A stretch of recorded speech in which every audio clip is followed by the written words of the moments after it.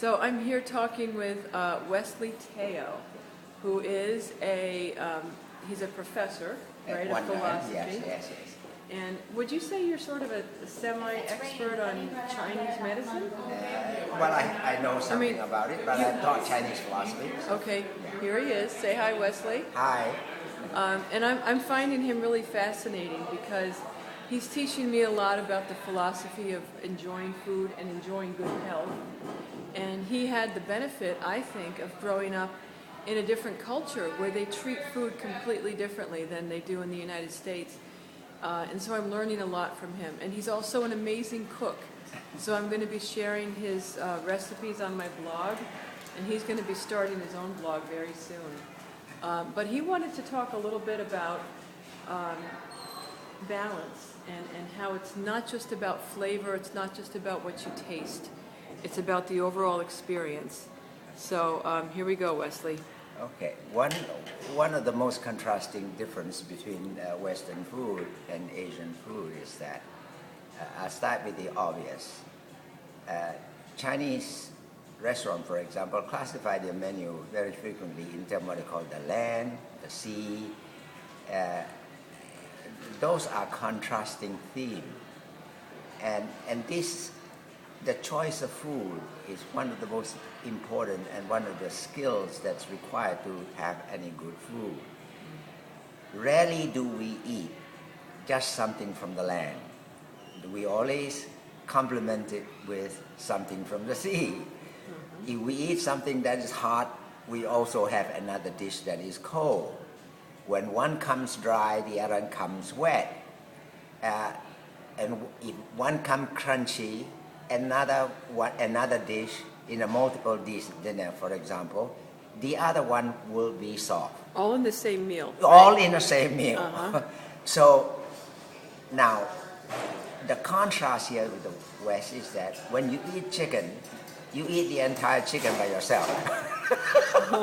It's a one dish thing and you overindulge. We eat a little of everything. And it's always blended and in a balance. Ideally, eating is more than just filling in your stomach. You have to satisfy certain requirements. Obviously, palate, the taste is very important, but that's just only one ingredient. The sight is very important. The visual presentation, that's what you call in the West presentation. In Asia, you have to present the food in a way that is very pleasing to the eyes as well, because it has to be satisfied. It's not just stuffing your stomach. You see, you must let your sight, your visual, there has to be a visual feast of some sort. So the eye must enjoy this too. Yeah. And that helps you even in the consumption of the food because it gives you incentive. And sometimes to the point where it is so beautiful or so wisely presented that you don't want to eat. Okay, that's the ideal.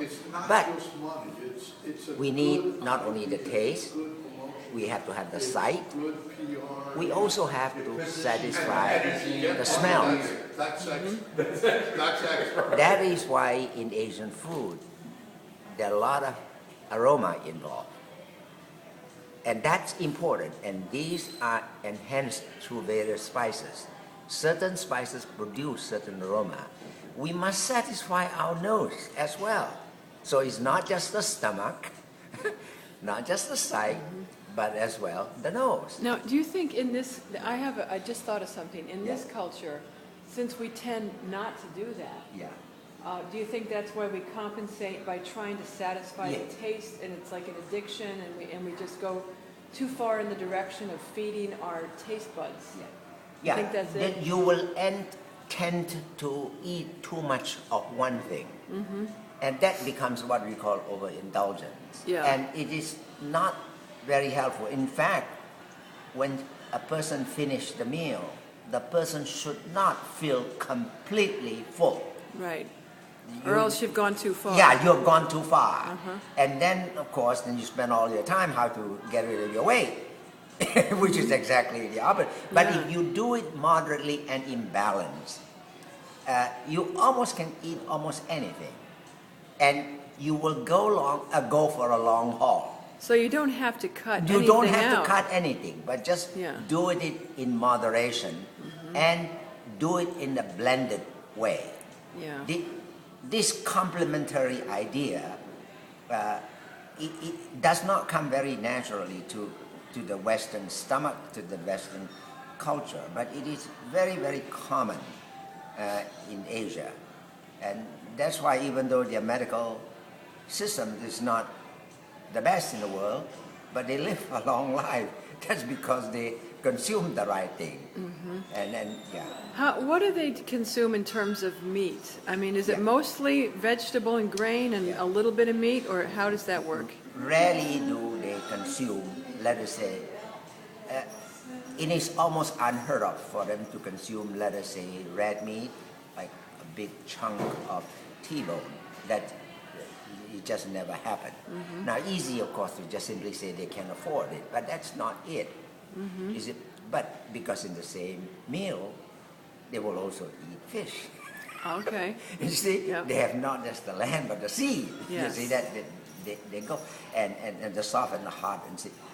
The whole theme about their food is always contrasting, comparing, and complementariness. In different combinations. Different elements, right? Yeah, different elements is involved.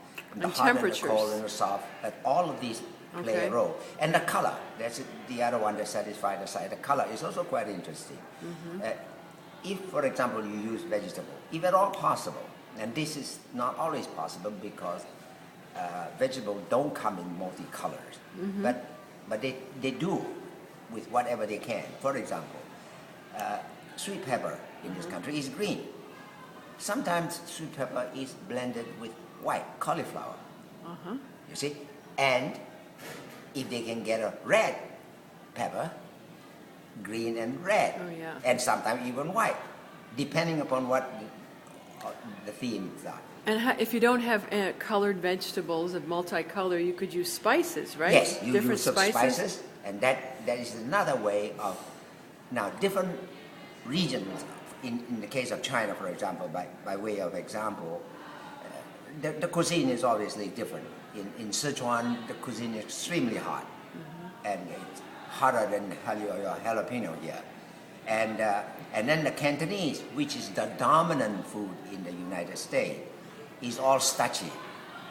They put starch everywhere, and it's always bland, plain, and no spice, not even black pepper sometimes.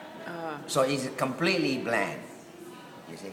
And so different part has a different emphasis. But even they would try to do this, what I have just described, blending meat and fish and the color and so on and so forth. And also the hot and the cold, that is always. Now the That's idea important. of hot